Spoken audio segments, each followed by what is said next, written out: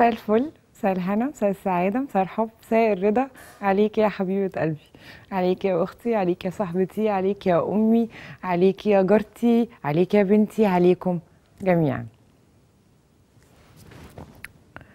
قصة غريبة جدا جدا. أنا عندي 42 سنة، عمري ما اتكعبلت فيها، عمري ما شفت حد بالقدارة دي، وعمري ما شفت حد بالكيت ده، و عمري حتى ما سمعت من حد قريب مني او حد من صحابي ان في حد يقدر يعمل اللي انا هقول عليه دلوقتي. ولكن احنا عايشين في الدنيا عشان نتعلم وعشان نستفيد. بتقول في قصتها: انا زوجة زي اي زوجة، بحب جوزي، بحب اولادي، كنت بتمتع بحياة حلوة جدا، جوزي كان واخد باله مني وانا واخدة بالي منه، عندنا اولاد مبسوطين جدا مع بعض، لحد ما لقيت شوية تغيرات على جوزي. منها رضوى التليفون اللي بيتقلب على وشه، والحمام اللي بنقعد بيه او فيه بالساعات، البرفيومز اللي بنحطها قبل ما ننزل، الشياكة اللي على اصولها، احمد اللي بيبعت له يقول له على التليفون وحشتني قوي، فينك. كل الحاجات اللي هي بتبان ان الراجل او الزوج بيخون زوجته.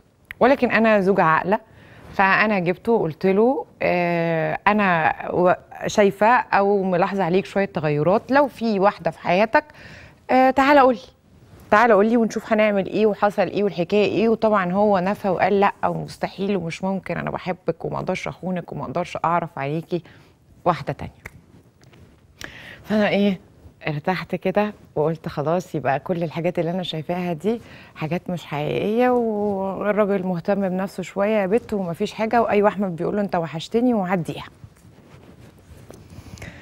لحد ما قال لي انا مسافر مؤتمر.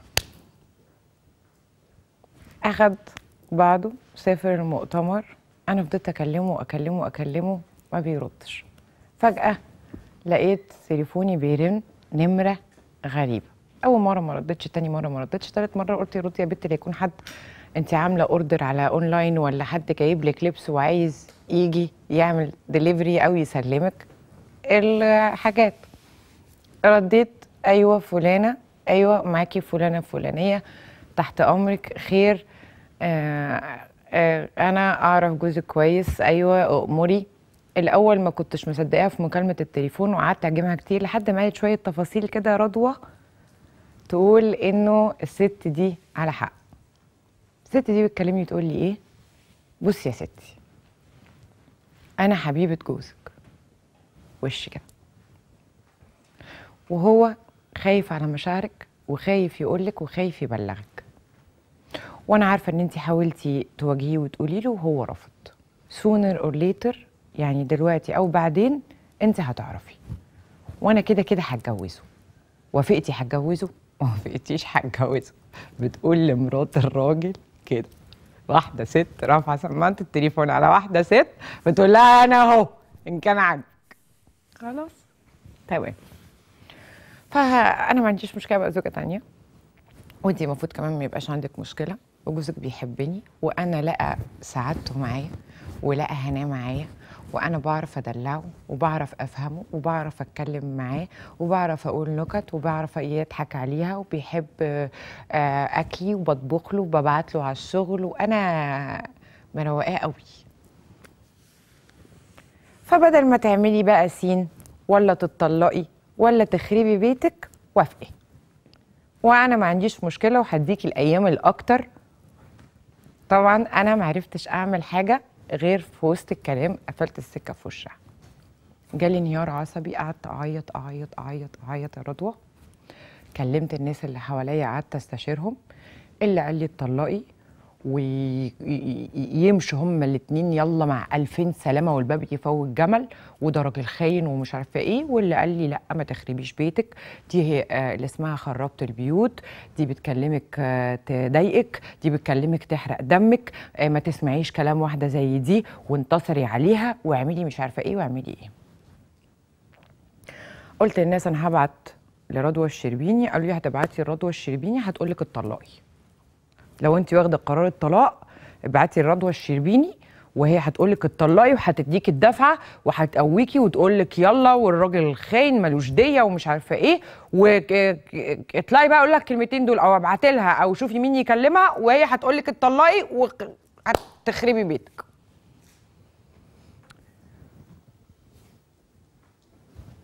انا مش قادره اصدق، هي بتقولي انا مش قادره اصدق مع انه جوزي خني او بيخوني، وهي بتكلمني تقول لي بيخونك معايا. انا اعمل ايه؟ او انتي لو مكاني هتعملي ايه؟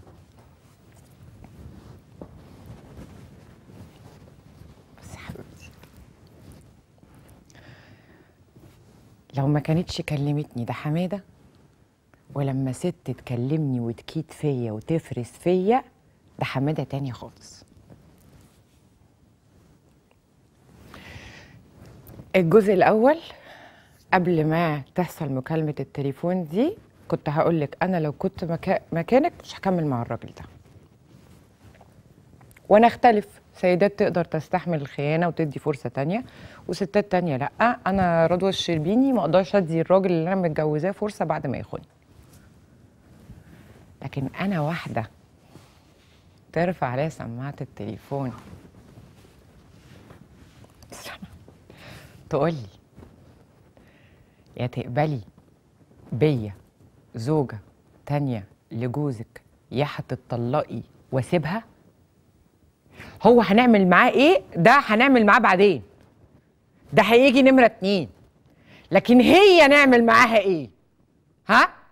عشان انا مش هخلي واحده ست زي دي تيجي تنتصر عليا وتحرق دمي وتكدني وفعلا تخرب بيتي وتخليني اتطلق من جوزي وتروح هي تعيش سعيده معاه، وانا بقى اقعد اربي العيال واجري وراهم، وبعدين بقى يجي يقول لي لا ما تتجوزيش هاخد عيالي.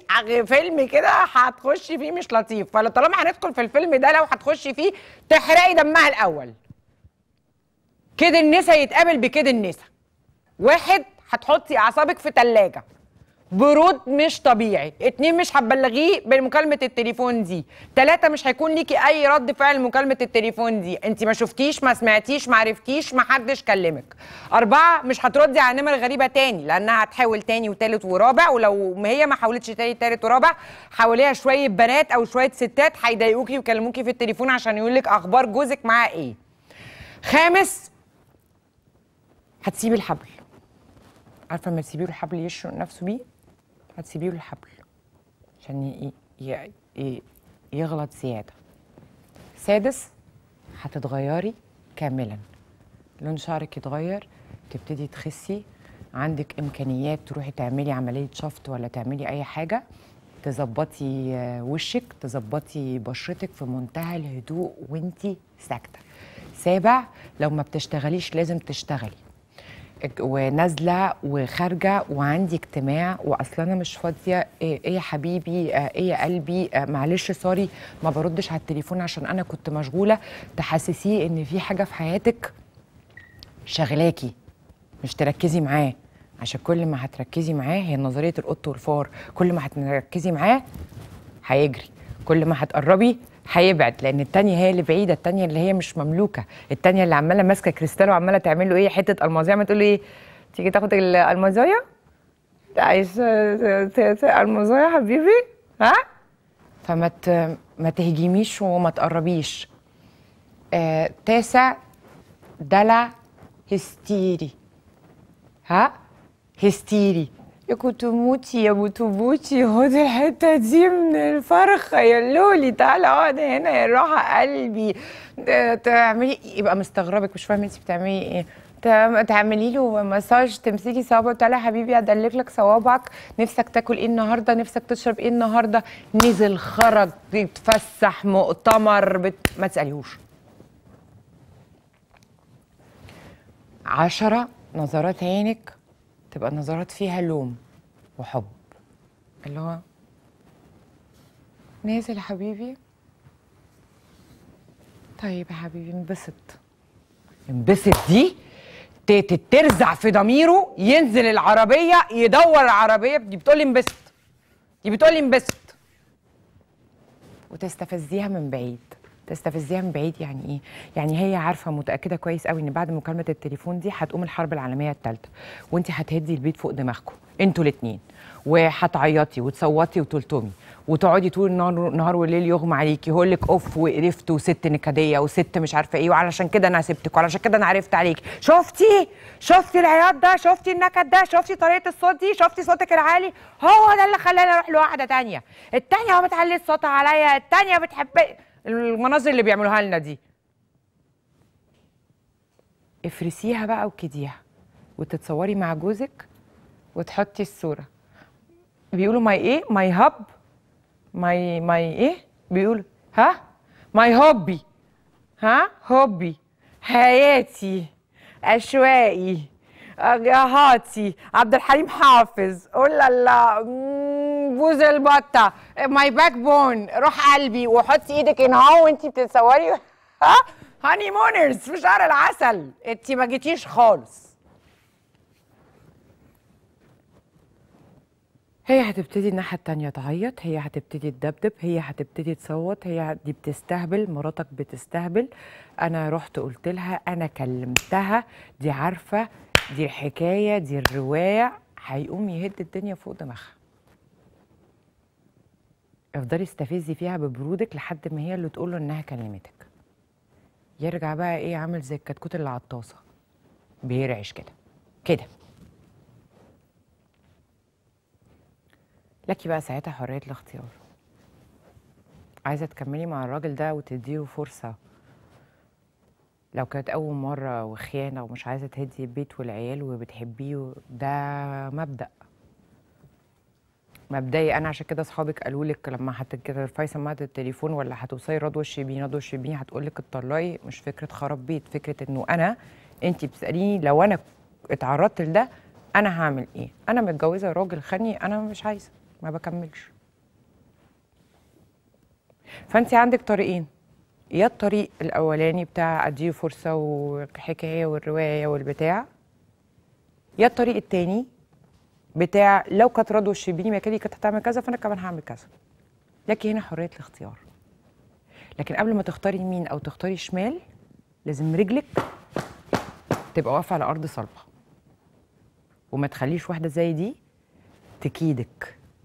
فكره بقى انها خربت البيوت وهتنتصر عليكي والكلام ده، انت مش متجوزه من عيل صغير، يعني هو رايح لها بمزاجه برضه، عشان احنا مش هنحط الحكايه كلها على الست. لكن فكره ان ست تشيل برقع الحياه وترفع عليا سماعه التليفون تقول لي انا حبيبه جوزك وهتجوزه غصب عن بوزك، ويا تكملي يا هتتطلقي واحسن لك بقى كده ولمي الدور، لا ده ما فيش بقى، ده انا ما اسكتش ابدا ابدا.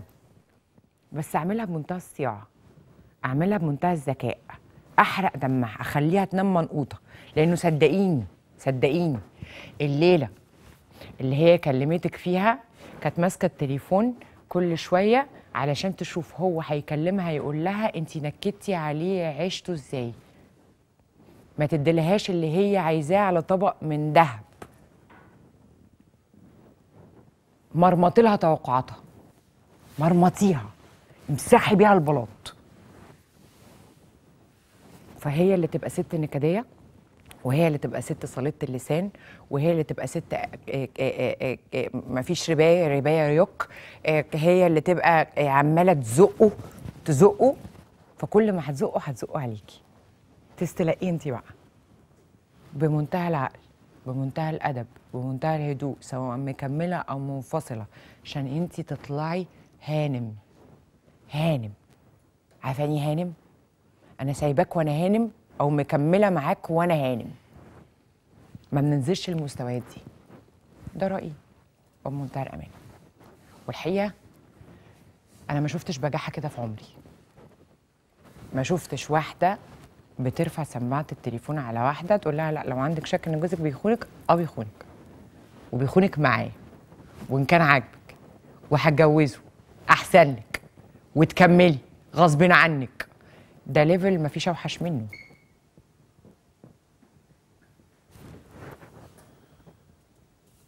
وطبعا بيبقى مفهوم هي بتعمل كده ليه، وهي حصلت وكانت قصه شهيره جدا السنه اللي قبل اللي فاتت مع ناس معروفين. فما توصليش بقى نفسك للمرحله دي، سواء انت مكمله او سايبه جوزك. لازم الست اللي كانت سبب في خراب بيتك، هما الاثنين تعليم عليها. ده رايي بمنتهى الامانه. انت حره بقى، عايزه تكملي كملي، عايزه تطلقي ده شيء يرجع لك. مشاهداتي عزيزات بناتي الحبيبات، لسه هنشوف اشكال والوان، لسه هنسمع ونتعلم. حلقه جديده من هي وبس، ولكن بعد الفاصل.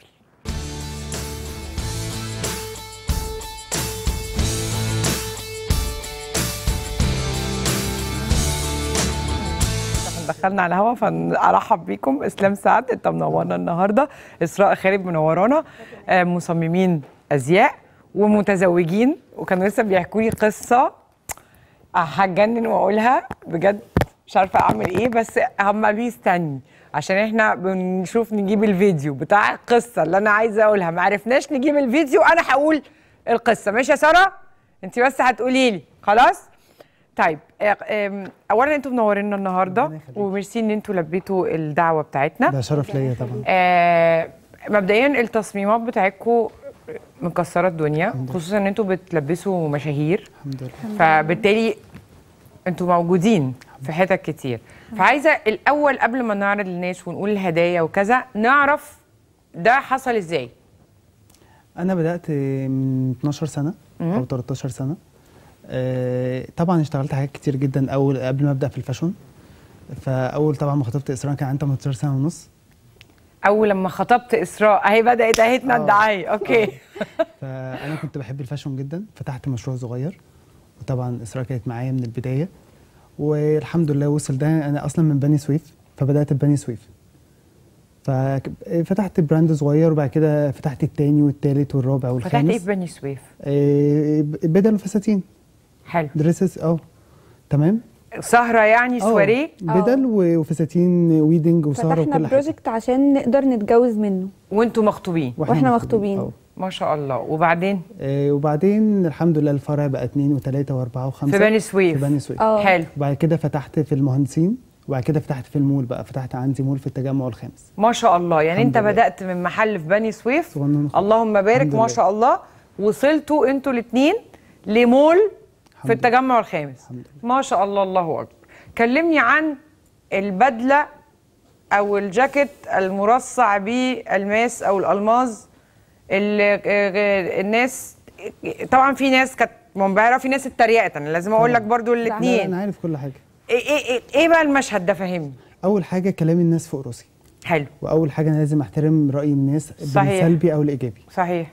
لكن انا كنت بقدم حاجه في مجالي، ان محدش عمل قبل كده بدله مرصعه بالالماظ وتكلف بهذا المبلغ. فانا لما فكرت في الموضوع، عايز تقول مبلغ قد ايه ولا 20 مليون جنيه. كم؟ ب 20 مليون جنيه. هي قدرت بكده يعني.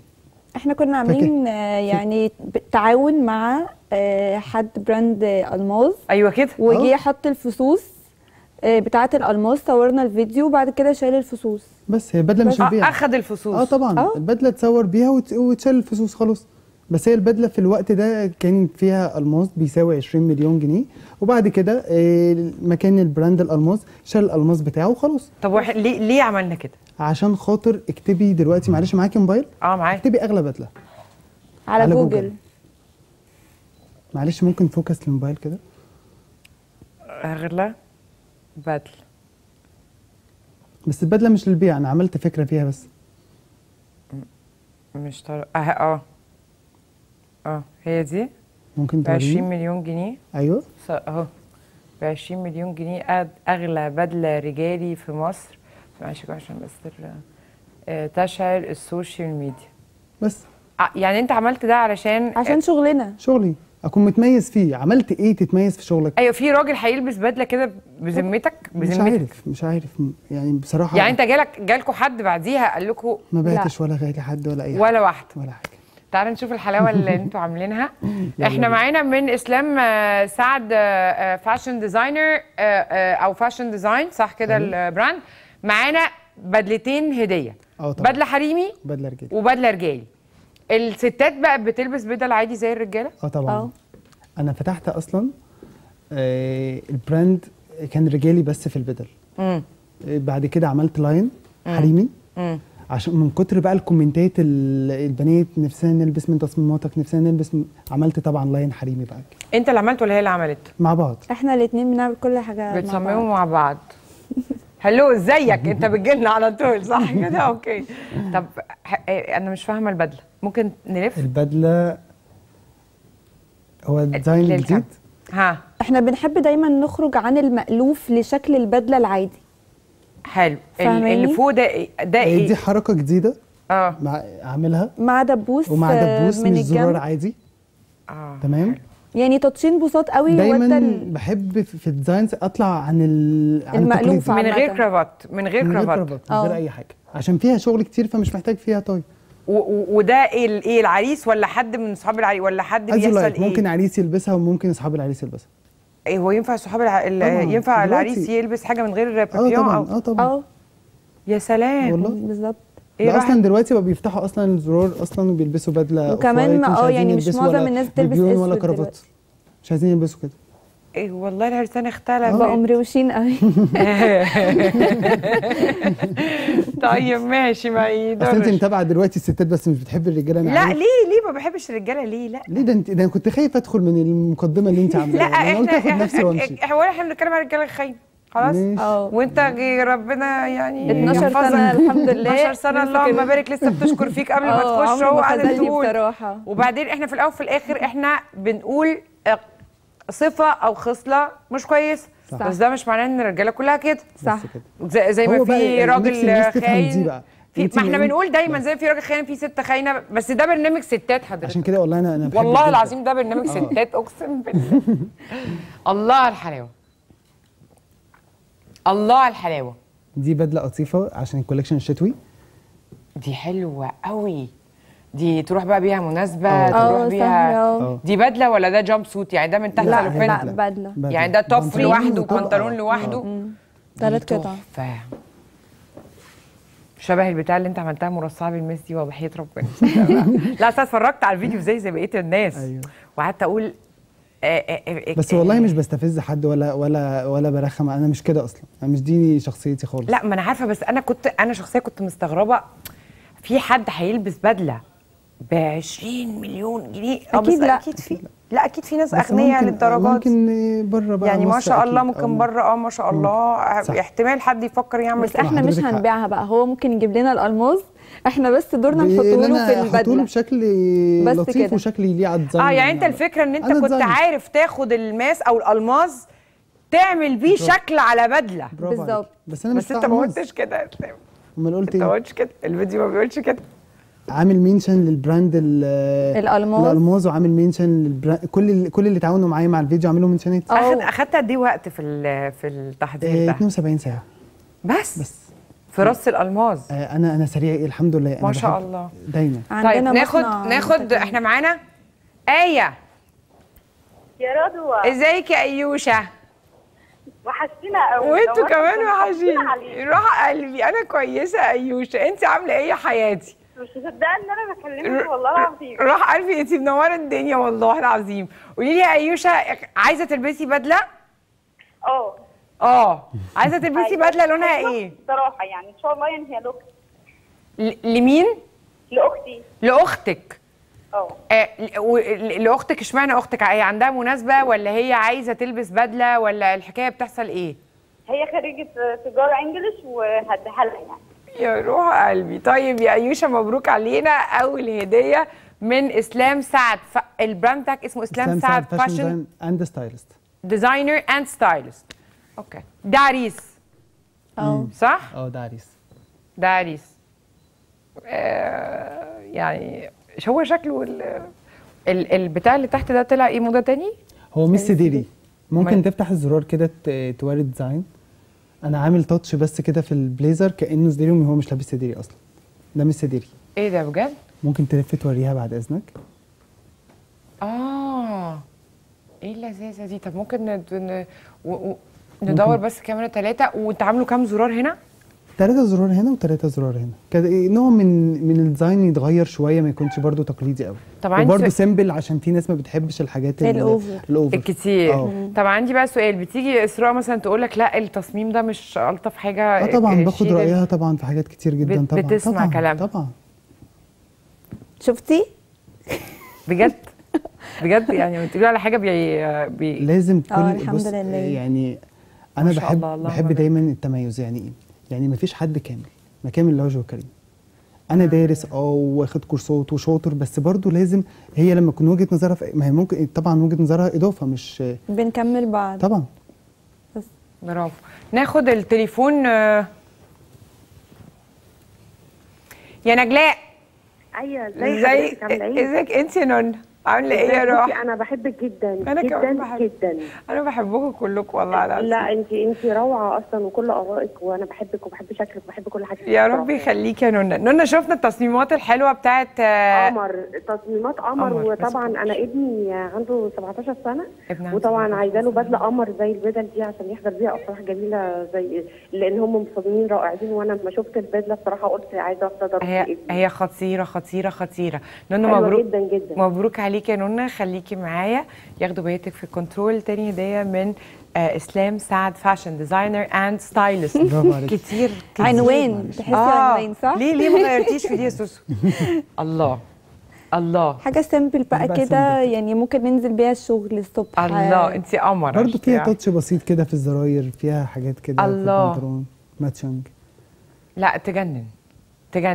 انت عامل اسود بس، عامل لاين اسود بس، اللون الاسود ولا لا كل حاجه كبير طبعا، كل الالوان كل حاجه. احنا عرفنا يا ساره ننزل الفيديو. انا هتجنن اصلي بقول لنا. طب يلا يا جماعه. عندي كوليكشن هاند ميد يدوي طبعا. حاجات كبير. يعني صوت بدل سواريه. جايبين منها ولا لا مش جايب منها. طب ولا صور ولا بعت لنا؟ تقريبا في صور الاستاذه اسعاد يونس طبعا. طيب كنت ملبسها حاجه فيها هاند ميد ايه بقى قصه ان انتم ملبسين مشاهير كتير؟ كويس عشان انت دلوقتي جبت سيره الاستاذه اسعاد، فعايزه اعرف انتوا وصلتوا ازاي ان انتوا تعرفوا يعني انا ما شفت الانستجرام بيج بتاعتكم ملبسين مشاهير اللهم بارك كتير، وصلتوا ازاي؟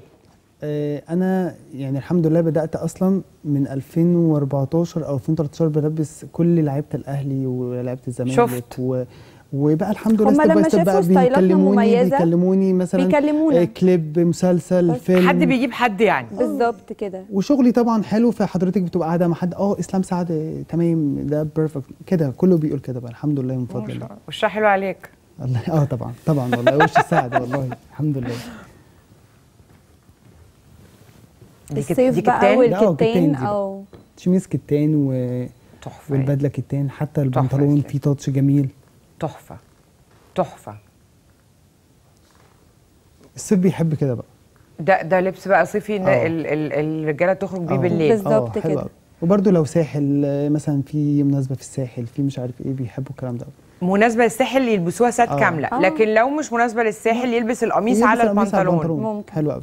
طب انت بقى عندك بتبيعه طبعا للناس السوت كامله، البدله كامله، ولا القميص لوحده والبنطلون لوحده؟ لا كل حاجه لوحدها. ببيع سوت كامله، بنطلون كاجوال كمان، مدخل لاين كاجوال تحفه جدا. حلو. كل حاجه. المقاسات اخبارها ايه؟ كل حاجه الحمد لله. كل المقاسات من اصغر سايز لاكبر سايز. انت عندك مصنع دلوقتي طبعًا. اكيد؟ الحمد لله. طب ولو وافرضوا في اوردر، يعني في سبيشال اوردر بناخد طبعا اعلان ما عملته في قد ايه؟ اعلان ما في يوم، والله يوم بتاع احمد سعد كان 10 بدل والله يوم. طبعا احمد حبيبنا طبعا واخويا وجوز اختي، فطبعا تحياتنا لاحمد سعد جدا. طبعا حلوه قوي البدله دي.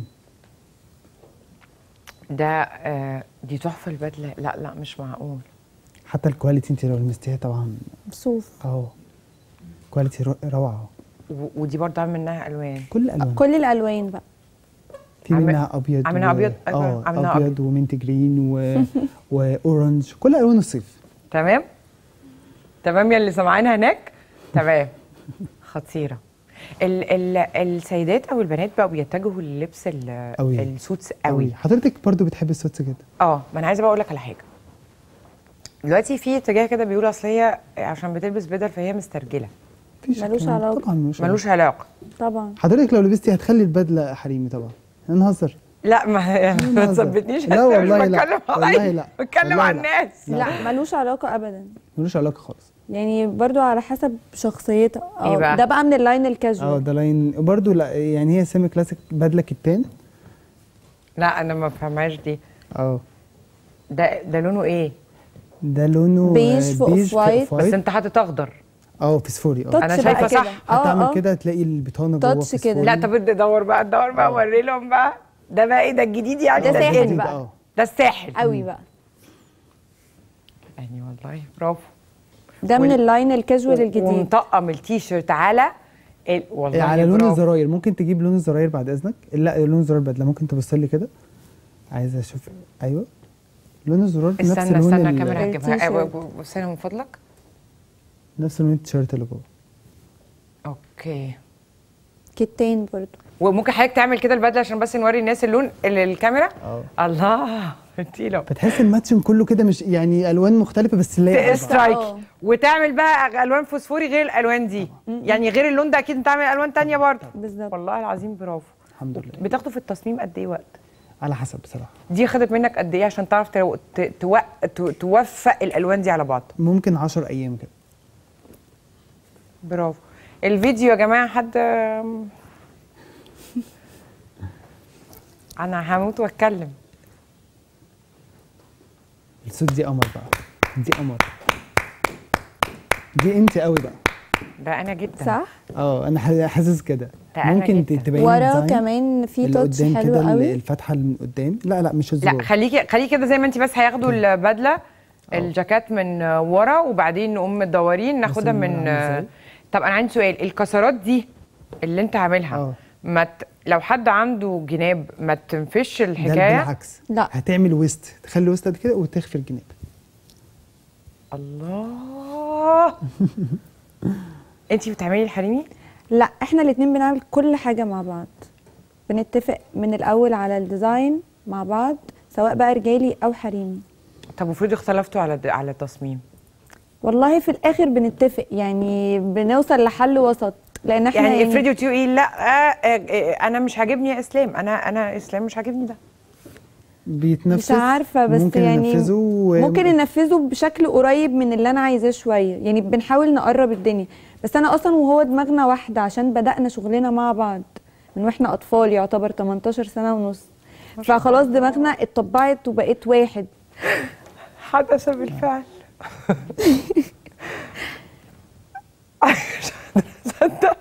من 10 سنين لما الفيلم نزل قعدت تتفرج. امكانياته كانت قليله. قالت له الله لو انا كمان يتعامل معايا كده. قام خد الكلمتين حطهم في عقله في راسه في قلبه. حقيقه مش في عقله. في قلبه وسكت. بعد 8 سنين من الأمنية بتاعتها زي ما احنا شفنا كده في الفيديو اللي ورايا ربط لها عينيها دخلها العربية نزلت لقيت وائل جسار في وشها. الله أكبر ما شاء الله ولا حول ولا قوة إلا بالله لقد حدث بالفعل. وهو ده اللي احنا بنقوله. يعني يا جماعة نراعي بعض. يعني انت عايز تتدلع وهي كمان عايزة تتدلع. انت عايز تتفاجئ وهي كمان عايزة تتفاجئ. خدت 8 سنين. انت حوشت طبعا. هي تستاهل الدنيا كلها. لو اقدر اجيب لها نجمة والله الله اكبر. والله فعلا. ربنا يحفظكم. السنة اللي قبليها تعبت معايا جدا جدا عشان كان المول واخد كل وقتي واخد كل وكنت على طول مضغوط ان خد مني وقت كبير في تحضيره. وهي طبعا تعبت معايا في الشغل من الاول. والله نجمة من السما لو اقدر اجيبها. مش وائل جسار بس طبعا استاذ وائل جسار فوق راسي مش قصدي. لكن تستاهل كل خير. الله اكبر ما شاء الله. يعني اكيد ماما دعيالك. الحمد لله ما شاء الله. الله اكبر الله اكبر الله اكبر الله اكبر ما شاء الله ما شاء الله. ايه ده بقى اللي بنختم بيه بقى؟ ده ايه الحلاوه عريس دي؟ بقى. ده هندي وكمان ستايل هندي. وهو شبه الهنود اصلا. ده عريس يعني ولا ده ايه؟ عريس. عريس. بجد؟ ممكن ده العرسان اختلفوا خالص يا جماعه عن زمان. اتغيروا. ايه ده؟ وبعدين لا برافو. لا عرساننا دلوقتي لا يعني تمام زي الفل. وبيلبسوا كده فعلا. ومحدش بقى بيقول لك ايه اللي دوت وما تعمليش كل اللي بيجي لي بيقول لي يا اسلام انا سايب لك نفسي. والله عظيم برافو. عايز حاجه مختلفه ومختلفه في الشيك برضو، مش وده هاند ميد. ده يدوي ولا ده هندي؟ لا هندي وفيها ستان. فيها ستان حرير. طب وافرض قال لك مثلا ماشي انا موافق بس مش عايز مثلا السديري اللي تحت مثلا او تغير الستير عادي. في حد جالك قال لك انا عاجبني جدا التصميمات بتاعتك بس انا عايز حاجه ليا انا؟ كل الناس بتيجي تقول لي كده عشان هم جايين لاسلام سعد عشان يحققوا حلمهم. دي حقيقه بقى. ده إيه باج زي السودا اللي احنا شفناها. برافو عليك. لا خطيره. لا خطيره خطيره خطيره خطيره خطيره. تنفع في كل يعني تنفع في كل حاجه بجد. كل حاجه حتى برضه عامل تاتش في ظهرها كده شايفينه بسيط كده حزام كده يعني نقدم برنامج تنفع ننزل نخرج تنفع. رايحه خطوبه رايحه كاتب كتاب رايحه عزومه شيك. برافو يا جماعه برافو. يلا اللي بعده ده لونها سيمون. لا بينك ممكن بودر بينك شويه وداخل على بودر روز شويه. بودر روز بس الفكره في الديزاين بقى انه مختلف. ممكن حضرتك تلف. لا قوي. انتوا نورتونا النهارده. ربنا يخليكي والله. اسلام واسراء ربنا يحفظكم. ربنا يخليكم ناجحين ومبهرين ومكسرين الدنيا وخلي الوفاء والود والرحمه اللي ما بينكم. انا من الناس اللي ما كنتش تعرف عن موضوع الفيديو ده وبالتالي وانا بتكلم معاهم قلت لهم احنا عايزين ننزل فيديو عشان كده اخدنا وقت لانه انا بيعجبني جدا فكره انه راجل بيحاول يحقق امنيه مراته حتى لو بعد 8 سنين بهذا الشكل. مش لازم تجيب وائل جسار، مش لازم تعمل كل ده، على قد امكانياتك تقدر تسعد مراتك. ميرسي جدا على الهدايا الحلوه، ميرسي على التصميمات الجميله، ميرسي ان انتوا شرفتونا النهارده. مشاهداتي اعزائي وبناتي على الحبيبات فاصل قصير قد كده ونرجع لكم من هنا وبس.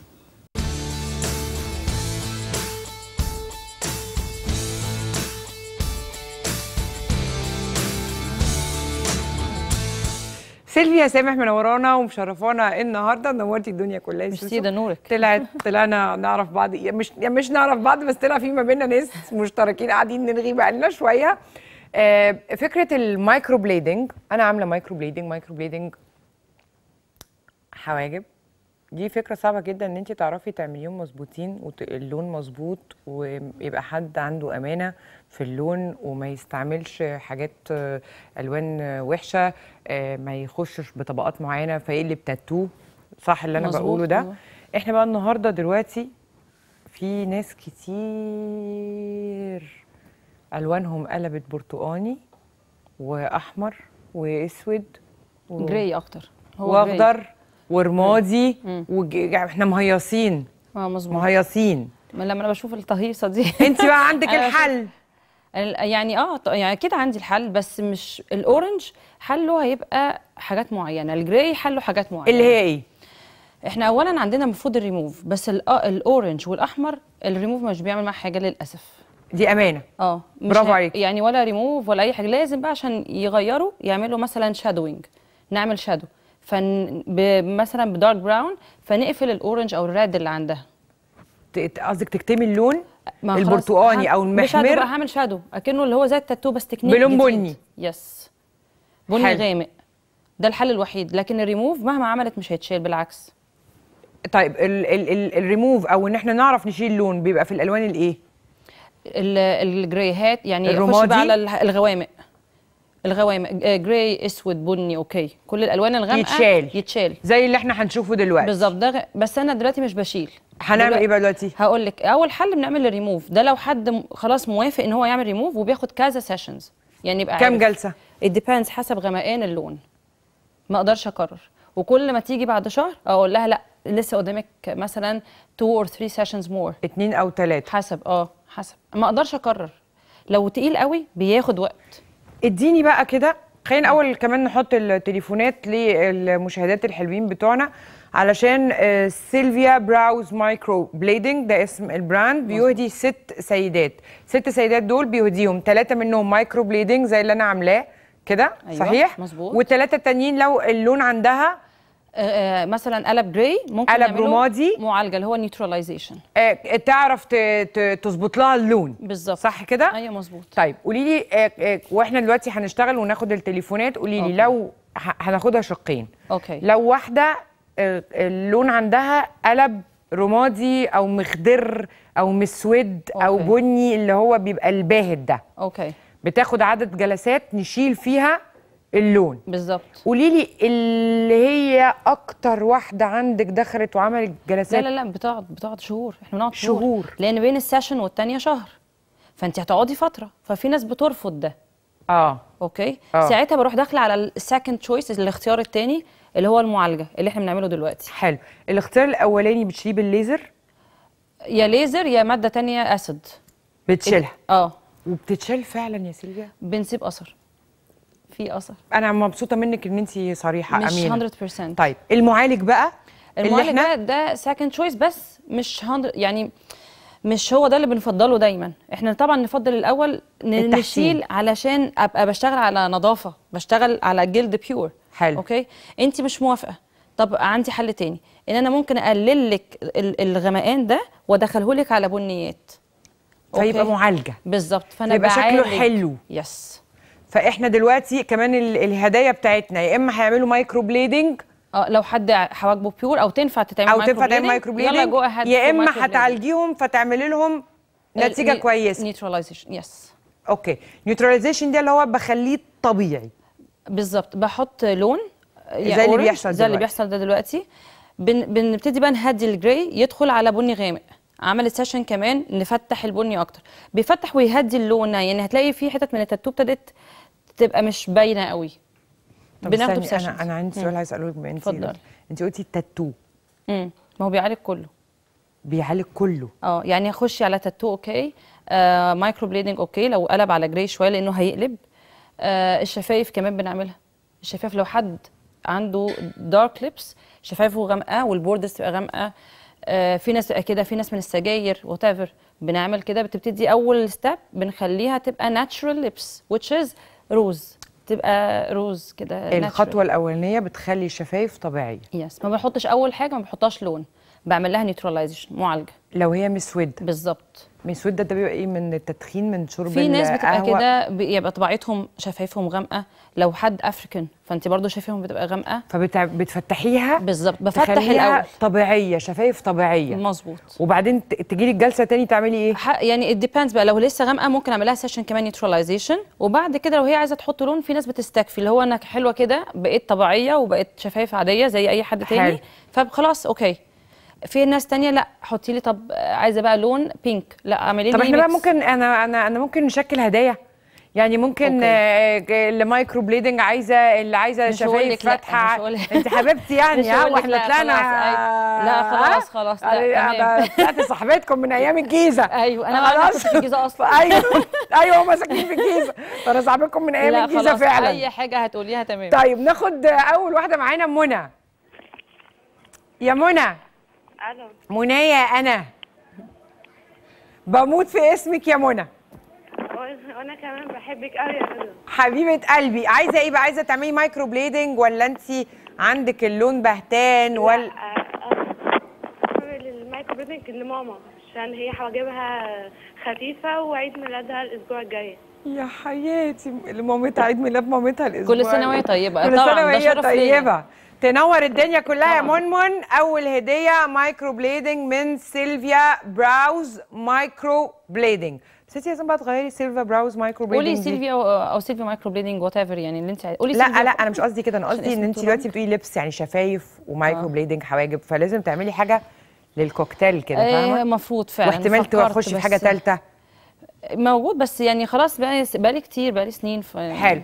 يبقى سيلفيا براوز مايكرو بليدنج تحفه. طبعا الحاجب اللي هي عملته ده هو بان دلوقتي واحنا بنتكلم، بان حتى التفريعه اللي قدام دي. بصي هو بصي يعني ده خلصان. اوكي بصي لونه هدي بقى بني، هي كانت جراي قوي في الاول. انتوا ما خدتوش بالكم بقى في الاول كانت عامله ازاي؟ احنا اشتغلنا على طول. هو احنا صورنا حلواني قبل مفيش قبل. محدش عايز يرد عليا بقى. بصي بقى هنا بقى محدش بيكلمني يعني انا على الهوا اهو والناس شايفين لكن الكنترول بقى مش سامعني. يا جماعه احنا خدنا قبل بيشوف. طب حد يقول لي بيشوف. طيب اخد دنيا. هاي دودو، عامله ايه؟ بحبك قوي. انا كمان بحبك قوي يا دودي. ازيك يا دودي؟ عامله ايه؟ الحمد لله. قولي لي يا دودي عندك ايه بقى؟ ايه بقى؟ لا لسه عايزه اعمل ميكرو بليدنج بس مش ليا، عايزه اهديه لاختي عشان فرحها قرب. عايزه لسه هي هتعمل مايكرو بليدنج من اول وجديد طازه. طب صباح الفل يا دودي، الف مبروك. الف كده حلوه. ها ايوه تمام. انا بحب قوي البشره اللي هي الطازه دي. مبروك يا دودي. تاني هديه من سيلفيا براوز مايكرو بليدنج. هي بتحط لون برتقاني؟ يس. طب ما هو اللون البرتقاني ده هيطلع على اللون ده ما بيثبتش. اللون ده مش بيثبت. عارفه لما بتيجي تلوني في كراسه الوان تحطي لون على لون فيديكي لون تاني؟ ده اللي احنا بنعمله. اللون ده مش بيثبت، احنا بنحطه على اللون اللي جوه يديكي بني غامق. حلو. أوكي. هي بقى دلوقتي بتشتغل في الحاجب الشمال. الحاجب اليمين هي اصلا مخلصاه قبل ما تدخل الهواء. كان قوي. كان رمادي قوي. يس. اللون بقى البني الغامق ده هيفتح طبعا بالوقت. حلو. انا عارفه ان بعد اسبوع ولا 10 ايام بيبتدي يفتحوا حركات بالظبط. طيب. بس مش هتاخدي الريزلت الهوبا اللي انت عايزاها. لا هتبقى يعني كمان شهر نفتح كمان. كل ما بتعملي كل ما يفتح.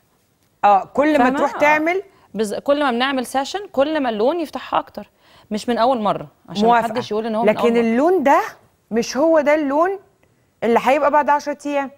لا هيبقى افتح من كده بعد. صح مظبوط. انا يعني هتفرع. يعني بصي اهي شغاله في الشمال اهو. بصي هنا اهي الشرط اهي. بس خدي بالك هنا كان في لا ده في كمان شادوينج، كانت عامله حاجات تانية. يعني في مره مايكرو بليدنج ومره كان في شادو، ففي كوكتيل جوه. السكين مش من مره واحده كده هتديكي اللي انت عايزاه. طبعا انا اساسا عملت ده على 4 مرات او 3 مرات. ايوه في جوه كتير في السكين. مظبوط. اخد علياء. ايوه مساء الخير. مساء الفل يا لولو. ازيك يا جميل؟ ازيك انت يا روح قلبي؟ انا شايفه الحلقه بتاعتكم جميله قوي النهارده، وكان ليا استفسار، عايزه اعرف ايه الفرق بين الميكرو بليدنج وبين الشادو وبين الباودرنج اللي على الحواجب. شايفاهم عاملين شغل جميل قوي. ده سؤال حلو. ايه الفرق ما بين المايكرو بليدنج والشادو والمايكرو شادو بقى؟ صح؟ ايوه. اوكي تمام. المايكرو بليدنج هي شعره هير باي هير وكل الحاجب. اوكي تمام من اوله لغايه اخره. الشادوينج ده لون من اوله لاخره، ده الشادو اللي هو تكنيك جديد من التاتو بتاع زمان. مش بنفس الماتيريالز ومش نفس البلوك اللي بتبقى موجوده. حلو. بس بنعملها بتكنيك حلو، وممكن هادي شويه من قدام ونتقل من ورا. بنعمله بتكنيك بيبقى اتقل من المايكرو بليدنج بكتير. حلو. اوكي. التالت ويقعد اكتر من المايكرو بليدنج. تمام. المايكرو شادو هو ميكس، هو مايكرو شيدنج، فهو مايكرو من قدام وممكن نعمله كله مايكرو بليدنج، ومن نصه لاخره بنعمله شادو لون. اهي جاوبتك. ايه ده ايه رايك؟ سيلفيا احنا مذاكرين قوي. طيب السؤال الاخير يا سيلفيا. اوكي. عشان انا اوصل لنتيجه مرضيه. ما تقوليليش بعد قد ايه؟ ما تقوليليش بعد قد ايه؟ لا مش بعد قد ايه. وتصحيح اللون بعد الجلسات اللي انت كخبيره بتحدديها. المفروض بقى انه انا اعمل الحركه دي بعد سنه تاني ولا بعد 6 شهور؟ يعني خلاص انت قلتي دلوقتي الجلسات بتاعت حضرتك هتحتاجي تعمليها تصحيح اللون، هتحتاجي تعمليه في 5-6 شهور، لان انت قلتي ما بين كل جلسه وجلسه 30 يوم. مظبوط. حلو. خدت 5 جلسات. اوكي. ظبطت اللون. حلو. انبسطت انا. تمام. اجيلك بقى بعد قد ايه؟ شهر. عايزه تعملي بقى مايكرو بليدنج ولا ايه؟ عايزه تعملي ايه بعد عملت كده؟ بقى خلاص كل حاجه. يعني انت عملتي نيوتراليزيشن وعملتي مايكرو بليدنج او تصحيح لون وطبيعه وعملتي مايكرو بليدنج اللطيف. لما الدنيا تروح احسن لك، يعني سنه سنه ونص. ايوه ده بقى سؤالي. اعملي بعد سنه سنه ونص تكون الدنيا هديت، علشان ما نقعدش نحط لون فوق لون فوق لون، فهنرجع تاني لنفس الموضوع، هيبقى عندك كوم الوان تحت وهيقلب تاني لون تاني. فلما يخف خالص تعالي. سؤال تاني جاي دلوقتي في الكنترول. قولي لي. الناس اللي ما عندهاش اصلا شعر في حواجبها، اللي حواجبها شعره خفيف وبتحاول انها تقله، لما تيجي تحط حضرتك تعمليها المايكرو بليدنج ليه حضرتك كده؟ ما انت عمالين نقول جيزه سوسو. ينفع تستعمل زيت خروع او زيت لوز او زيت مش عارفه ايه علشان تطلع شعر مع شعر مايكرو بليدنج بتاعك؟ عادي، بس ينفع. بعد شهر من الشغل. اوكي. اخد منال. الو منوله حبيبتي، حياة قلب مامي يا منوله، منوره الدنيا كلها وجودكم والله العظيم. الله يسلمك يا روح قلبي. انا وحساني مش قادره اقول لك قد ايه انتوا كمان والله العظيم وحياة ربنا. لسه كنت بقول امبارح منال وانا مع عيالي مثلا خارجين مسافرين بتاع، بيجي خميس والجمعه يقولوا لي مالك، طبعا بيقولوا لي مالك يا مامي، اقول لهم انا برضه مش على الهوا برضه، انا هم برضه وحشني برضه، انا بحبكم قد الدنيا والله واحنا بنحبك. انا عندي مايا بنت اخويا بتعشقك يا روحي، بوسيها والله بتعشقك، دي حظ كبير والله عظيم. قولي يا منوله عايزين نعمل ايه؟ عايز تعملي تصحيح لون ولا شفايف؟ لا مايكرو، بس انا مش عايزاه ليا، انا عايزاه لمرات ابني حبيبتي يا روحي. بجد انا بحبها زي بنتي بالظبط. الله. طب وانتي يا منوله؟ لا انا مش مهم، لا هي اهم مني. طب ما انا ممكن اديكم انتوا الاثنين. ما هو سيلفيا والله لا تعالي بس لا مش عايزه تعملي مايكرو بليدنج؟ لا مش عايزه، انا عايزاه ليها هي. فظيعه يا منوله يا روحي. عندي بجد زيها زي اسلام بصراحه، يعني هتبقى طبيعي. ايه؟ هتبقى طبيعيه لو عملتيها. لا انا مش عليا، انا مش عشان اجهدك في الاعداد، انا في حد غيري يكون احق، لكن انا عايزاه لمي مرات ابني. انا بحبك قد الدنيا. وانا بحبك قوي. مبروك عليك يا روح قلبي، ومبروك على مرات ابنك من سيلفيا براوز مايكرو بليدنج. واو. بتقولي انا حد تاني احق مني. شفت الكلام. اخد هناء والباقي يا جماعه. ادي هناء. ايوه. هنوقه. ايوه. قولي لي هنوقه عايزه ايه من عند سيلفيا؟ حواجبها تصحيح. تصحيح. عايزه اظبطهم لونهم. عامله ايه ادي؟ لونهم ايه؟ لا بني فاتح كده. بني فاتح. لازم اشوفها بقى على الطبيعه. لازم تشوفيها على الطبيعه. ماشي يا هنوقه، مبروك علينا. دي كام هديه من سيلفيا براوز مايكرو بليدنج؟ 5 اخر هديه قبل ما اختم. ميرنا. ايوه. هاي ميرنا. هاي رضوى، عامله ايه؟ بحبك قوي بجد. هاتي بوسه. ميرنا عندنا ايه مشكله؟ مايكرو بليدنج لاختي علشان هديه نجاحها. جابت كام؟ ليه لا هي طلعت الثانيه على دفعتها في الجامعه. تقابلها. طيب يا روحي مبروك عليها. مبروك. اخر هديه من سيلفيا براوز مايكرو بليدنج. نورتي الدنيا كلها. ميرسي ده نورك. ومتشكره قوي على الهدايا الحلوه اللي احنا اهديناها للبنات والستات حبايبنا. انا عايزه اقول لك ان انت بتعملي اختراع. انا لما فريق الاعداد عرض عليا الفكره بتاعت دي مش فكرتي، الفقره دي مش فكرتي. احنا بنقعد ساعات تبقى حاجات تبقى فكرتي وساعات تبقى افكارهم. لما عرضوا عليا الفكره دي قلت لهم دي فكره عظيمه جدا، لانه بقى معظم الستات او معظم البنات عاملين مايكرو بليدنج او عاملين تاتو او عاملين اي حاجه، الالوان بهتانه. انا كنت من الناس اللي عشان حتى احط ميك اب، بتوع الميك اب بيحطوا لي رمادي الاول يقفلوا بيه اللون، وبعدين يحطوا لون كمان، وبعدين نرسم بالبني شعرايه. فانت حقيقي بتعملي حاجه محترمه. ربنا يخليكي. والله انا مش بهزر. انت فعلا بتعملي حاجه محترمه. ربنا يخليكي. ميرسي. نورتي الدنيا كلها. ميرسي ده نورك. السؤال بقى الاخير، انت دارسه بقى الكلام ده يعني؟ دارسه كورس. كنت بشتغل كمان بنتي. المره الجايه تيجي نعمل لبس المره الجايه. يلا بينا. يلا. نورتي الدنيا كلها وميرسي هدايا حلوه. ثانك يو فيري ماتش، يو ديد ا جريت جوب. نورتي يا حبيبه قلبي. انا مشاهداتي يا عزيزاتي وبناتي يا حبيبات، يلا بقى نستعد عشان الفقره اللي جايه ان شاء الله هتبقى فقره خطيره هتشوفها ونسمعها، ولكن بعد الفاصل.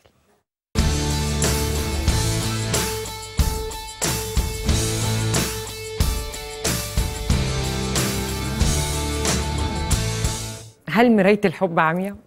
هل الواحد لما بيحب بيتعمي ما بيشوفش عيوبه واخطاء اللي قدامه؟ كان في حد كده غريب الشكل، يعني انا مش عارفه اذا كان ده مصدر صحيح ولا لا، بس بيقول انه الست بتشوف الراجل احلى 5 مرات لما تحبه. فانا مش عارفين هل ده له علاقه بالحكايه ولا ملوش علاقه. نرحب بضيوفنا استاذه رضوى السيد منورانا النهارده، دكتور مايكل ياني منورنا النهارده. حضرتك شايفه ايه؟ لا شايفه ان مرايه الحب مش عاميه. ايه؟ مش عاميه. انا كنت متخيله ان هي المؤيد. لا تتشي المعارض. مش عاميه، احنا بنبقى شايفين عيوب اللي قدامنا وعارفين سلبيات واحنا اللي بنعديها بمزاجنا، مش الحب اللي بيعمينا. يعني انت قصدك انه مش الحب اللي بيعمي، احنا اللي بمزاجنا بناخد القرار اللي احنا شايفه اللي قدامي عيوبه. انا اللي بعمي نفسي عن بالظبط. اخطاء. انا اللي بستعمى. انا اللي بستعمى. مش الحب اللي بيعميني. انا بقى ضد ده خالص تماما. انا شايف ان مرايه الحب عاميه وخرصه وطرشه وكل الحاجات اللي في الدنيا للاسف بتحصل وانس ان انا بقيت في الحاله دي. في الحاله دي انا بقيت في حاله حب، فانا كل شيء ببتدي اتغاضى عنه. طاير طبعا، انا في احساس تاني خالص. انا شايف يعني ايه حاله حب؟ هو مين اللي بيسيطر؟ حاله الحب سيطر عليا ولا انا اللي بسيطر على حاله الحب؟ يا واد يا قوي انت يا جامد. عليا جدا جدا. وانس ان انا تحت حاله السيطره دي، فانا كل شيء شايفه فيكي هو كامل. مش بس انا اللي بقول كده، لو بنتكلم كمان بشكل علمي، ان كان في دراسه اتعملت في يونيفرسيتي كوليدج في الجامعه في لندن، بيتكلموا ان هم عملوا دراسه على الناس اللي هي بتبقى تحت تاثير الحب، زي مثلا السيدات مثلا بيلاقوا في حاله حب، او الامهات بيلاقوا ان في مناطق معينه، خلايا معينه في المخ، الاماكن دي بتفصل، السنسورز دي بتقفل تماما، مش موجوده، مش شغاله. انا مش شغال دلوقتي. السنسورز والهرمونات مع احترامي ليهم. هكمل لك الدراسه دي، اكمل لك الدراسه بتتكلم على ايه.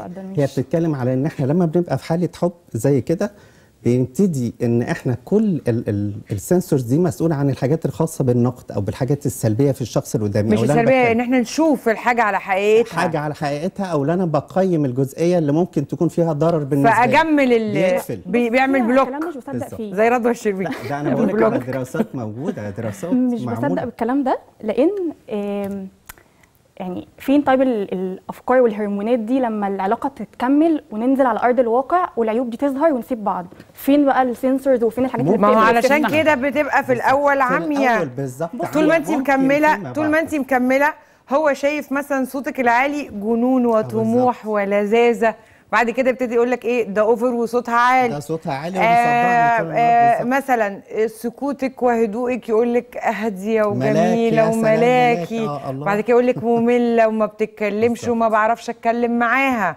انت مثلا تشوفيه مثلا بيكلم دي ودي ودي، تقول لك ايه محبوب في وسط الشله، كل البنات عايزينه بس اختارنا انا. اول ما تسيبه بقى تقول لك ايه ده كان بتاع ستات وكان بتاع تكت كنت اذا ده بقى بسبب حاجتين، ان انا ما عنديش وعي. الناس اللي بتعمل كده دي ما عندهاش وعي في العلاقات. ملوش علاقه بقى بالحب، ليه علاقه بالوعي. بالوعي نفسه. لا الوعي، انا هقول لحضرتك، يعني انا في من ضمن البيشنتس، الناس اللي بتجيلي واحده من ضمن الحالات اللي هي مميزه جدا جدا، عاشت حياه صعبه جدا. مش عايزه اقول انها حاليا دلوقتي متجوزة، عندها 3 أولاد، وهي ستيل فيرجن تيل ناو. وبعد كده في خلال فترة جوازها دي جوزها اتعرض لحالة انتكاسة معينة أدت إن هو يدخل في سكة الإدمان. هي كانت شخصية حتى ما بتشتغلش في وقتها، ابتدت تعتمد على نفسها جدا، وابتدت تتعلم حاجات وحاجات زي كده عشان ما تخلوش يطلع يتعالج بره، عشان صورته قدام الناس، قدام كل الناس اللي يعرفهم. بس هنا كل ده تحت تأثير الحب. لا هنا ملوش علاقه، مش بس ثانيه واحده. اولا هو ملوش علاقه بالحب، ده ليه علاقه بالتربيه والاخلاق. انا مش عايزه اتخلق، لا، في سيدات كتير قوي بتبقى ما فيش ما بينهم ما بين جوازاتهم العشق والهيام والغرام، لكن دي ست اصيله طالعه من بيت محترم. انا ناويه، انا ابويا وامي علموني ان لما جوزي يقع اكون انا اسنده، سواء في ادمان، انتكاس، فلس، تجاره راحت منه، كان تاجر بيبني حياته. احنا كان لسه معانا هنا الفقره اللي قبل اللي قبليها 2 بانيين حياتهم مع بعض. فده ملوش علاقه بفكره الحب اكتر ما بقى ليه علاقه بفكره الاصول اللي انا اتربيت عليها، ان انا اكون سند لجوزي لما يقع، ايا كانت الوقعه بتاعته ايه. حلو قوي، بس كل ده بدون انه يكون مغلف بالحب مش هتعرف تعمله ابدا. انا بنت ناس جدا، بس انت والله انا عندي العذر الكامل جدا ان انا اسيب. طب تعالى ناخد سمر، نشوف سمر كده مع. طب سمر قطعت، عايزه اعرف ارائكم يا جماعه. هل انتوا مع فكره انه نايله مريم؟ احنا معانا تليفون كتير. مريم رضوتي، انا بموت في رضوتي دي. رضوتي يا كل دنيتي يا حبيب قلب مامي انت، والله انا رضوتي انا. خدي بوسه. قولي لي بقى يا بيبي، انت مع مرايه الحب انها عاميه؟ مكسوره ومدشدشه. مكسوره ومدشدشه اصلا. لا عاميه جدا. اكتشفتي الاستاذ قال عاميه وخالصه وطرشه وكل حاجه. احكي لي، كانت حاجبه عنك ايه المرايه دي؟ بصراحه هي ما كانتش مع واحد، كانت مع واحده صاحبتي. حلو، كنت بتحبيها جدا؟ فانا كنت بحبها جدا، وشايفه انها لا يمكن تغلط، وانها ما فيهاش عيوب، وانسانه جميله، وملاك بجناحات طاير فوقيه حاجه بتنور كده، فاهمه؟ عارفاها بتاع اللي بتنور دي. عارفاها؟ شفتها قبل كده، كانت عندي برضه في المرايه بتاعتي، بتنزل بيلت ان مع الباكج، مع المرايه، مع الباكج. لقيتيها ايه بقى؟ كارثه الكوارث. لقيتيها، انا كنت ببرئها قدام نفسي. لقيتيها كارثه يا لهوي. خلاص بقى مش عايزين نتكلم مع عندنا بنات برضه، فاهمه؟ خلينا نلم الحكايه، ربنا يستر على ولايانا. المهم ان ايه، المرايه بتاعتك ظهرت وبقت كويسه وبتاع. خلاص، يبقى احنا معانا مريم بتقول فعلا طبعا مع ان مرايه الحب عاميه، مع انه مرايه الحب من 60 نيل. لكن هنا رضوى عندها برضو وجهه نظر دكتور برضو. بصي يا رضوى، من الاخر كده، امال الناس اللي بتحب بعض وبتكمل، طب اشمعنى دول مرايتهم مش عاميه لا، في ناس بتحب بعض. لا معلش، عفوا، انا اعرف ناس، انا اصلا اعرف قصه حب غريبه جدا، ودي صاحبتي بس فريند بتاعتي يعني. هي كانت بتحب واحد قوي، وكانت مخطوبه له السنين، سابوا بعض، هو تزوج وهي اتخطبت، جميل، هو طلق وهي فسخت. يبقوا دلوقتي متزوجين، الله اكبر، اللهم بارك، ما شاء الله، بقى لهم 7-8 سنين وفي حب، الله اكبر، رائع. عارفه ليه؟ جدا، عشان وعيهم زاد. اول ما عرفوا بعض في العلاقه في الاول ما كانش عندهم الوعي الكافي. بصي، هو الوعي ده وعي يبقى نابع من جوه. انا عندي وعي داخلي، انا فاهم انا احتياجاتي ايه، متطلبات العلاقه، صح، اللي قدامي عايز احتياجاتي واللي قدامي عايز ايه. حتى احتياجاتي مع الوقت بتتغير. ماشي، اكيد. انت شفت الفيلم بتاع اللي هو بتاع احمد حلمي بتاع بلبل حيران؟ انا كنت افتكرتك هتقول احمد سعد، اختياراتي مدمره حياتي. احتياجاتي يا اختياراتي. احمد حلمي لما حصل معاه الفكره كانت عبقريه جدا في بلبل حيران، لما كان بيتكلم ان هو نفس الشخص لما حصل له فقد الذاكره، الحاجات اللي كان شايفها انها وحشه جدا في الشخص ده ابتدى يشوفها انها احسن حاجه، والعكس. يبقى هي عندها حق، هي عندها حق، ده مش بسبب الحب، ده بسبب الوعي. انا مش عارف انا عايز ايه، بيتغير مع الوقت. فلما الوقت عدى والسن، حتى الكيس اللي رضوى بتحكي عنها صاحبتها، عشان السن عدى والعمر والتجارب عدت، فدماغهم كبرت، ففهموا هم محتاجين ايه في العلاقه واللي قدامي عايز ايه. بس انا اعرف 2 تانيين برضو كانوا بيحبوا بعض واتخطبوا وسابوا بعض 3 سنين ورجعوا، القصه اتطينت اكتر من بارت 1. ما هو الوعي ده مش وعي بالنصيحه، يعني مثلا ما اقدرش انصحك واقول لك ده سيبيه او ده كملي معاه، لازم انت وعي داخلي. انا من جوايا مش في ناس تقول. طب مش جايز هنا مرايه الحب عندها شايفه كويس، وهنا مرايه الحب عندها ممكن مرايه الحب من الاول هي اللي كانت شايفه ان الشخص ده هو الاختيار الصحيح، واي شيء اخر غيره هو غير مناسب. ده كتير جدا بيحصل، يعني مثلا عند ان في ناس بتدخل مثلاً في علاقه معينه وهي شايفه ان هي دي كانت العلاقه الافضل جدا لحياتي، حتى لو انا سبتك ورحت لواحد تاني واثنين وثلاثه، هو اختياري الافضل كان من الاول، لان انا مش شايفه فيك اخطاء، رغم ان ممكن اي حد تاني لما التاني ده نفس الشخص ده لما ارتبط بشخص تاني ما قبلهوش، وممكن يرتبط بشخص تاني وثالث ورابع ما يقبلهوش. يعني ممكن الحب، يعني ممكن تكون انت بتشوفي الشخص اللي قدامك مش بمنظور الوعي اكتر، هو دكتور بيقول، لكن بمنظور الحب.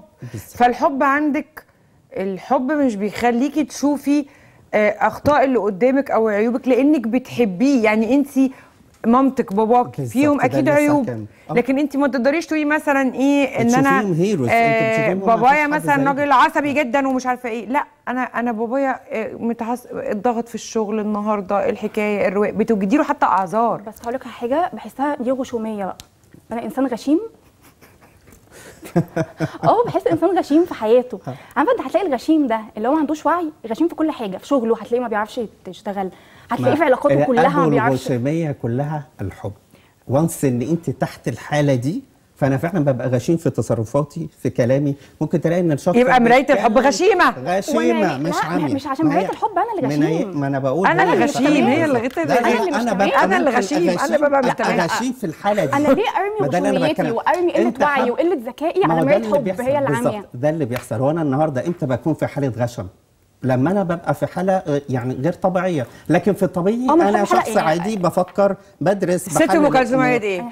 اللي ظلمتوا الحب وقلتوا وعدتوا عليه قلتوا عليه مش عارف. ايوه، عيب فيكم يا حبايبكم، فيكم يا في حبايبكم بالظبط. اما الحب يا عيني عليه. لا ما هو بصي بقى حاجه حلوه دي والله. انت قلت حاجه حلوه قوي، ان احنا ليه مش فاهمين ان ممكن يكون العيب في اللي قدامنا. يعني مثلا انت ما بنشوفش. ليه ما بنشوفش؟ ما بتشوفيش ليه ما بنشوفش؟ انت بس عايزه اقول لك على حاجه، احنا فعلا ما بنشوفش. احنا حتى لو انت شفتي، ولو شفتي، حتى لو شفتي، حتى عقلك اللاواعي ادرك ده. عقلك الواعي بيقول لعقلك اللاواعي لا ده حلو ماشي. لا انت فاهمه غلط. لا مش بيقول كده، لا مش بيقول كده، بيقول ان هو عنده عيب ويمكن يتحسن.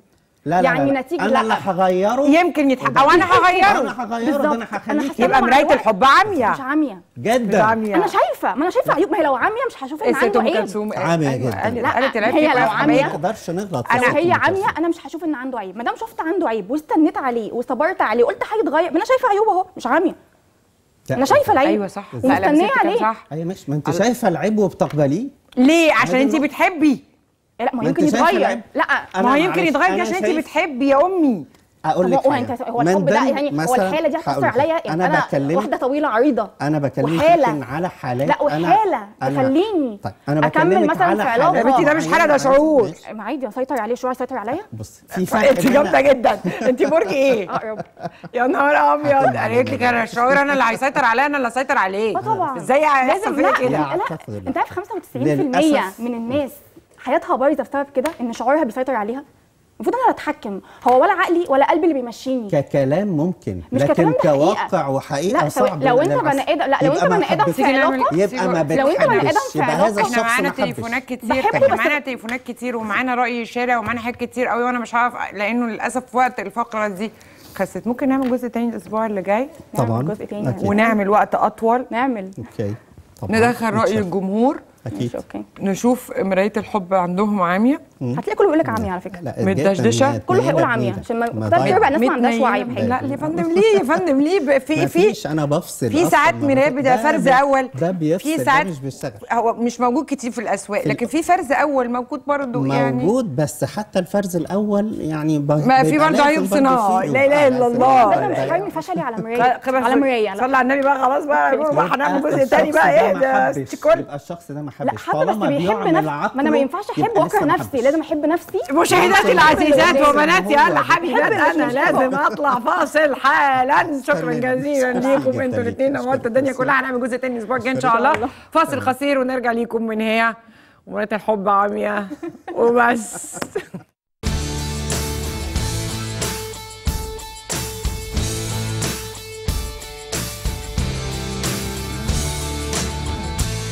انا طلبت من فريق الاعداد ان تكون الفقره دي اخر فقره علشان اكل بقى. الروج هيروح وحاجات كده، وانا عارفه ان انا هاكل خلاص. فدي اللي احنا هنختم بيها.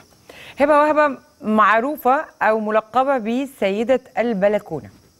تاريخ وكفاح طويل جدا بسبب اللي جنبي ده، اختراع اللي جنبي ده. هنعرف منها هي عملت ايه وبدات منين والحكايه شكلها ايه. بس الاول نقول لها نورت الدنيا كلها. ربنا يخليك، انا اسعد. ايه بقى ايه الحوار ده؟ ايه موضوع سيده البلكونه؟ واحنا بقى ايه بنطبخ كده بنقول للناس الوصفات والحركات. قولي لي بقى الدنيا ماشيه ازاي. انا كنت شغاله في مطاعم، كنت بطلع من الصبح من الساعه 6 الصبح، كنت برجع بيتي الساعه 12 بالليل. فمن كتر ما انا ما كنت بسيب ولادي طول النهار، فاضطريت ان انا اعمل حاجه في بيتي. قعدت 10 سنين شغاله بره في المطاعم، فبعد كده لما اشتغلت في المطاعم بقى زهقت، فكرت ان انا اعمل حاجه في البيت. عملت المشروع ده. اشتغلت في الكريب ده. جربت الاول ان انا اعمله. ثانيه واحده بس خلي بالك. جربت الاول ان انا اعمله، وبعد كده ربنا كرمني بقى ووسعت. كنت شغاله الاول على طاسه، وكنت شغاله على قرصه ب 250 جنيه. بعد كده رحت طورت بقى من نفسي لما لقيت الطلب بقى يكتر والناس عجبتها الكريبات. جبت الجريل ده، جبته مستعمل، وجبت القلايه دي، وبقيت اشتغل عليهم بقى في البلكونه. وبقيت كل اللي يطلب مني حاجه انزل بالثبت. كل اللي يطلب مني حاجه انزل بالثبت بس. يعني انت الطلب بيجيلك من تحت في الشارع؟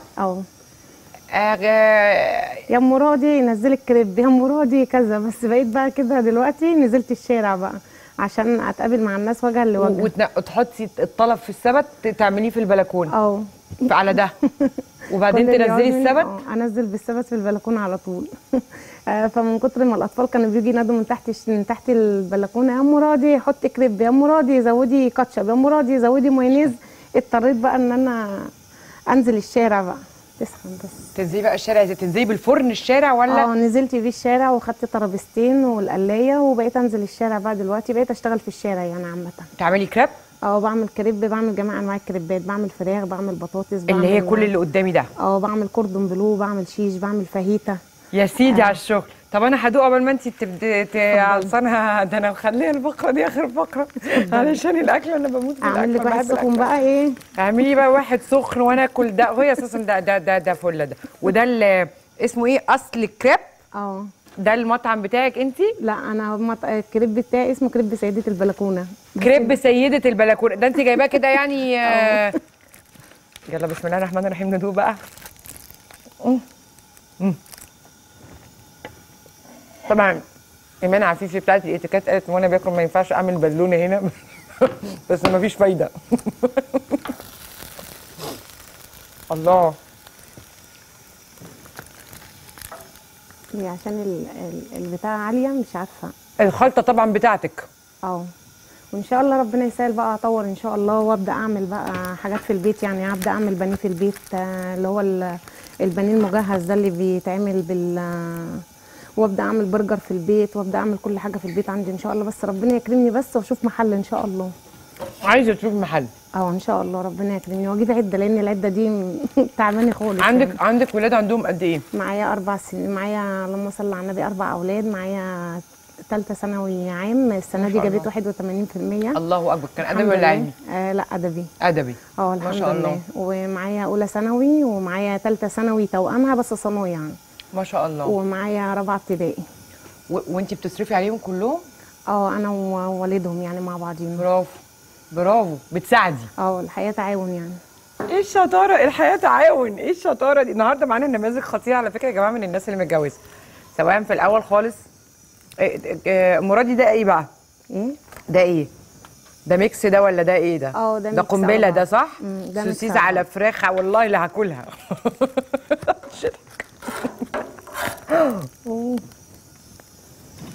الله والله العظيم كان عندي حق ان انا اقسم بالفقره دي. صح يا حلواني؟ هاكله. طب ولادك بقى بيساعدوكي؟ ولادي بيساعدوني، وانا بحب اشكر والدتي طبعا على الهوا. والدتي احسن حد وقف جنبي، ربنا يخليها لي يا رب ويبارك لي فيها.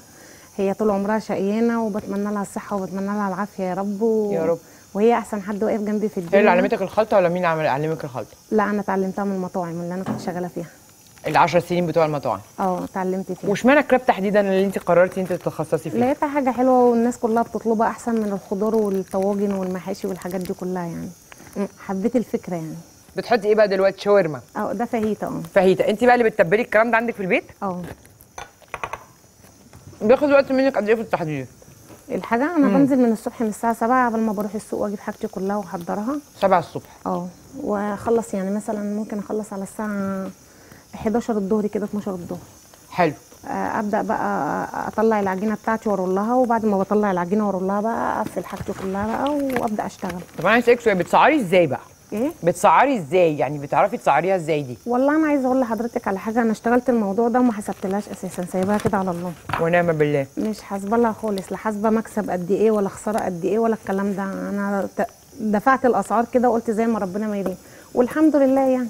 ايوه يعني بتنزلي النهارده تشتري مثلا ب 10 قروش، تقولي ال 10 قروش دول هيطلعوا لي مكسب قرشين؟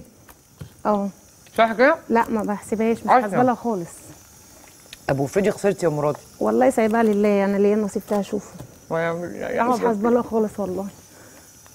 لا اصل احنا بنسمع المشروع لازم يتعمل له دراسه جدوى. لا انا مش عامله لا دراسه جدوى ولا غير دراسه جدوى، انا سايباها كده لله، اللي ليا نصيب فيه بشوفه. ونعم بالله. انت حطيتي ايه يا ست الكل دلوقتي؟ انا حاطه فاهيتا كده. يعني انا هحط بقى دهن عشان اكل ايه؟ عشان اديكي اكل السخن انا بقى.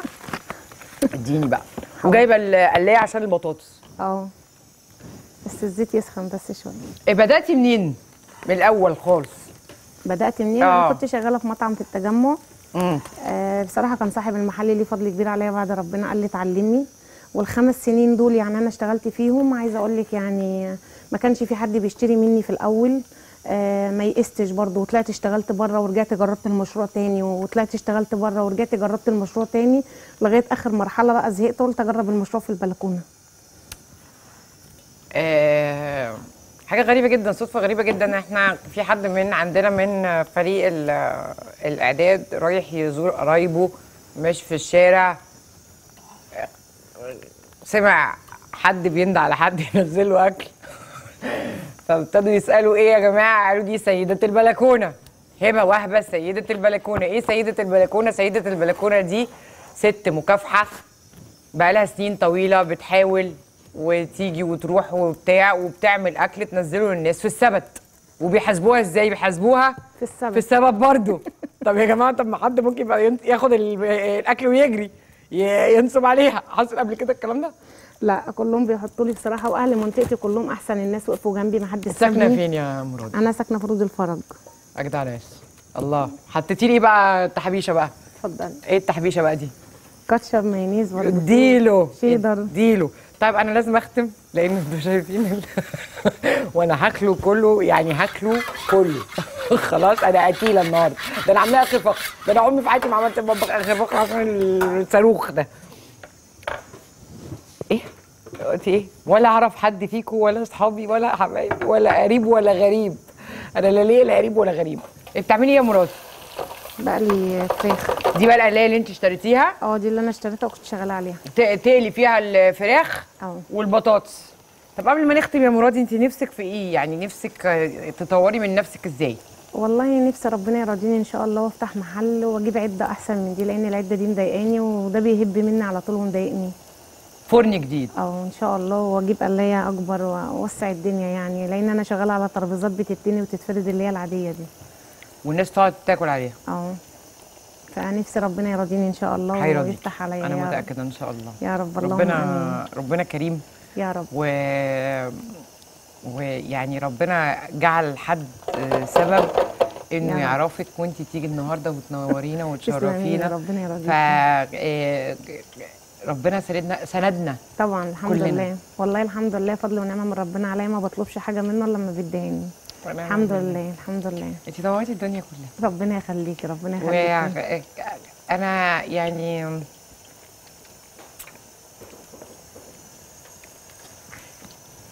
يعني الواحد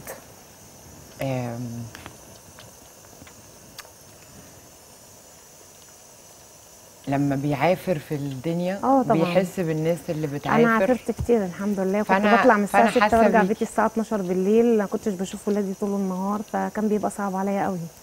وعندي بنتي السنه دي الحمد لله اتخرجت اهيت وثالثه ثانوي، ونفسها تقدم كليه شرطه، ونفسي حد يقف جنبي ان شاء الله كده يا رب حد يكون بيسمعنا يا رب ان شاء الله. نفسي حد يقف جنبي كده ويسندني يا رب ويحقق لك كل امنياتك. امنيه حياتها ان هي تخش حاجه شرطه. ربنا يحقق لك ويحقق لها ويحقق لكم كلكم كل امانيكم يا رب. نورتي الدنيا كلها. ربنا يخليكم. بحب اشكر والدتي واخواتي وجميع كل الناس اللي وقفت جنبي، حتى لو بدعاء حتى لو بكلمه، انا بشكر كل حد وقف جنبي. الدنيا مش سهله بس مستاهله. مستاهله معافره ومستاهله عناد. هنقوم ونقع ونقوم ونقع ونقوم ونقع. لكن اللي عنده ثقه في نفسه، وقبل ثقته في نفسه عنده ايمان بالله وحاسس ومصدق وعارف انه هو هيسعى، وان ربنا هيسمع له وهيوقفه على رجله وهيسنده وهينجحه، هينجح باذن الله. هينجح، هتنجحي. يمكن هتاخدي وقت، يمكن تاخدي سنه، يمكن تاخدي 2، يمكن تاخدي 3، يمكن تاخدي 10، بس هتنجحي ان شاء الله. هتنجحي. خلي عندك الاراده، وخلي عندك التصميم، وخلي عندك الثقه في نفسك، وقبل كل دول الثقه والايمان بان ربنا سبحانه وتعالى سمعك وشايفك وسندك وهيسندك. فخوره بيها جدا سيده البلكونه، واعتقد انه في سيدات كتير جدا هم برضو سيده البلكونه، تعرف تدبق وتحط القرش على القرش وتتصرف علشان تعرف تجيب قرش، تعرف تسند نفسها وتسند اللي حواليها بيه. خلي بالك عن نفسك وكلي حلو، ما تاكليش اكل يتخنك قوي عشان برضو الرفع والحركات حلو، بس كلي الاكل حلو قوي قوي قوي. انا هروح اكل انا وبيبو دلوقتي. مشاهداتي اعزائي وبناتي الحبيبات، يا رب تكون حلقتنا عجبتكم. لو لينا العمر اشوفكم بكره في حلقه جديده الساعه 6. نورتي الدنيا كلها عسل وهي وبس.